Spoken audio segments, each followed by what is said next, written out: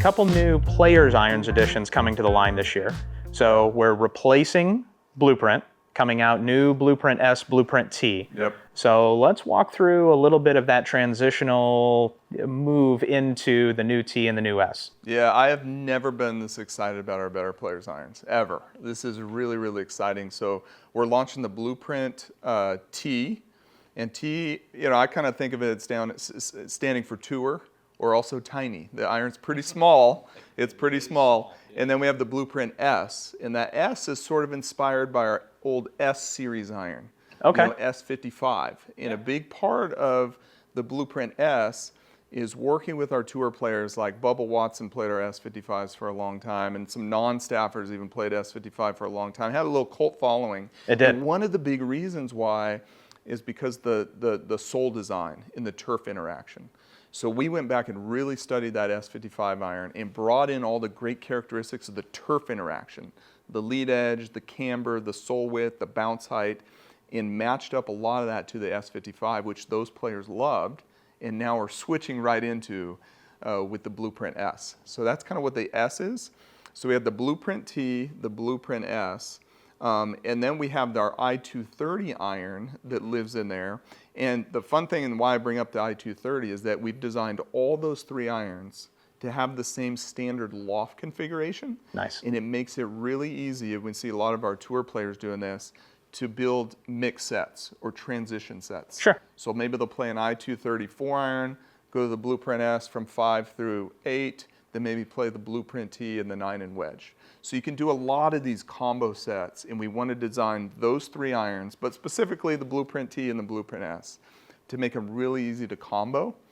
And then the Blueprint S has some amazing manufacturing technology. So it's a forged iron, and then in the long irons, so the 3, 4, 5 iron, we kind of do this bent forging process, which creates a cavity in the forged iron, much like our I-blade. That was another really good, Absolutely. high performance blade style iron. And one of the reasons why that iron did so good is it launched really high. Mm-hmm. So we wanted to have a really cool forged iron, had the pure look to it, but have the long irons get up in the air really easy.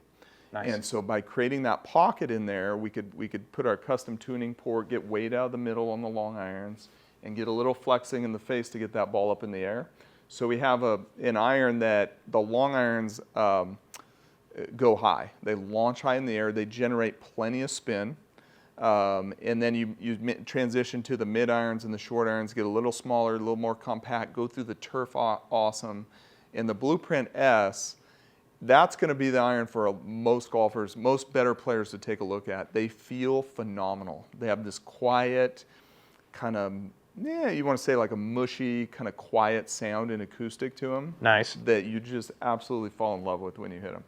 So they're really, really fun, really cool. And then the Blueprint T, which is our smaller iron, that's going to be more like the sizing and shape of our original Blueprint. Okay. So that's going to be more of our pure muscle black blade, smaller heel to toe length. It's going to go through the turf the best.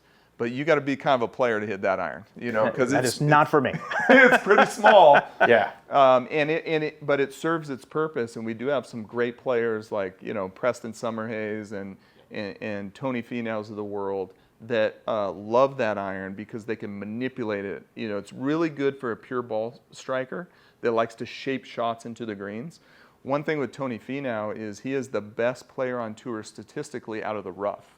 He's also super tall, has long arms, and a lot of speed, but he's also playing the smallest blade length iron. And so it makes it really easy to hit shots out of the rough. Yeah, get down after it.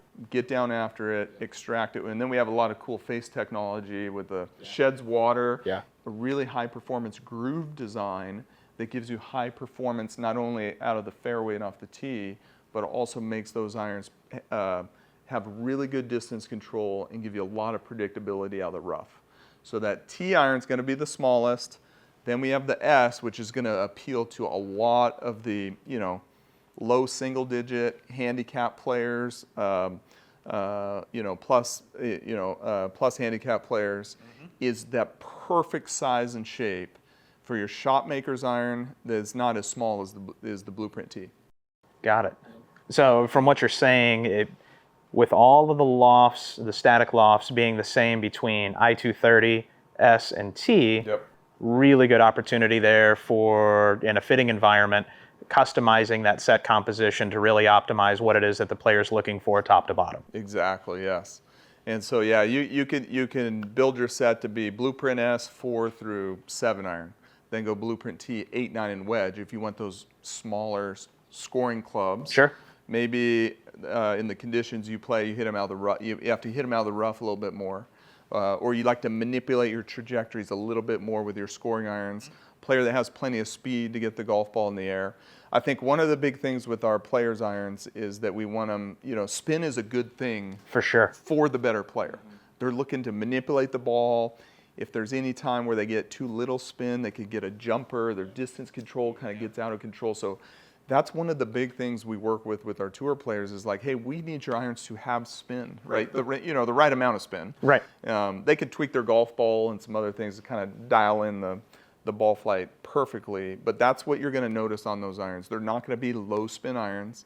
They do not have hot spots, and we want to make sure that they have ample amount of forgiveness. We put a priority on the feel, how they go through the turf, and again, make them really easy to blend with all those 3 irons. And we're already seeing it. It's kind of early, but we're already seeing our tour players do that and really enjoy it. Nice. Yeah, so most of your tour players are going to go into that S iron, right? That's where Yes. most of them are kind of landing. Yep. But with that Blueprint T, it's so small, like you mentioned, but you've done some things in there to make it a little bit more forgiving. Kind of expand on that a little bit. Yeah, so Blueprint T does have technology in there to get the forgiveness up. The way the kind of back cavity is shaped and contoured, the way we kind of counterbalance that weight on the low toe with weight in the hosel, we're getting inertia in that iron. And a big thing we've studied here is the value of having irons that have a different blade length, right? So the shorter the blade, the player's going to be able to manipulate the face with more precision. So that's why I say that iron is for the, we've interviewed Tony and Preston and the guys who've played that Blueprint, the current Blueprint iron. Yep. And what they like to do is they like to manipulate the ball flights on with their iron play. Yeah, they're that good. They're that good. They're artists out there with, Yeah, with their ball striking. Paintbrush. And so if you have that short blade length, it gives them that better control. It's kind of like putting your car in sports mode when you're driving it. Like if you have a car, you can adjust the steering, Like our G iron's like a Cadillac, man. You can roll that thing down there and go like this. It's going to go straight.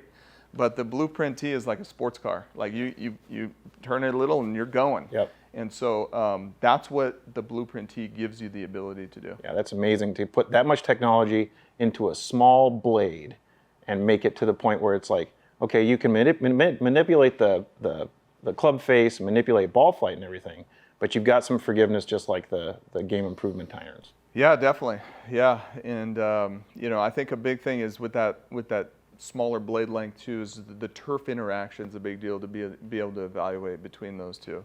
So the Blueprint T is gonna get into the ground a little bit more for some players, and again, if you like to shape your ball, that's a positive thing. Yeah. The Blueprint S, the feedback we've had on the turf interaction has been phenomenal.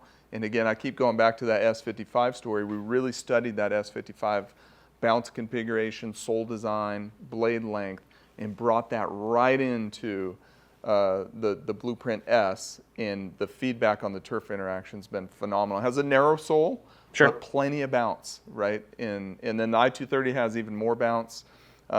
Really fun, and we do see players playing like an I-230 4-iron or 4-5 iron, get the ball in the air a little bit more, get a little bit more spin, get a little bit more forgiveness, and then you can seamlessly transition into our Blueprint family now. Yeah, you could do the triple blend. Triple blend. Yeah, We have that's cool. players that do that for sure. Yeah. So that's great. So 2 new great additions coming into that player category.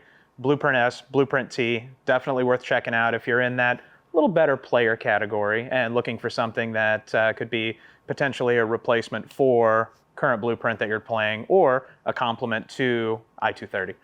So definitely worth checking out. Yep.